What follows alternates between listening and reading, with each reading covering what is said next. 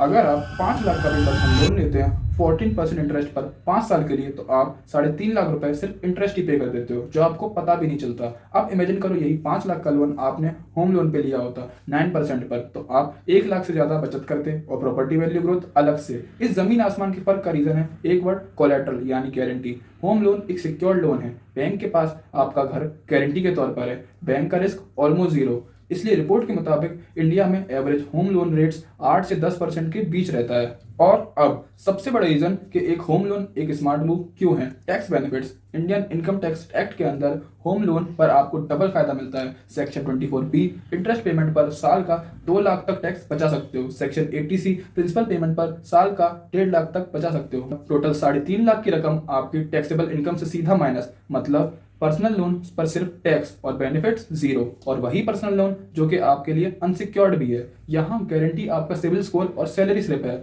Bank के लिए risk high, तो सिविल डेटा के अनुसार इंटरेस्ट रेट सीधा 12% से शुरू होकर 24% या उससे ऊपर भी जा सकता है। तो अगली बार जब आपको पैसों की जरूरत हो तो एक सेकंड रुककर सोचना, क्या आप एक एसेट क्रिएट कर रहे हो जो वक्त के साथ वैल्यू में बढ़ेगा और टैक्स बचाएगा, या आप एक लायबिलिटी ले रहे हो जो इंस्टेंट ग्रेटिफिकेशन देकर बस आपकी जेब खाली करेगा। The choice is always yours. Be smart and follow for more.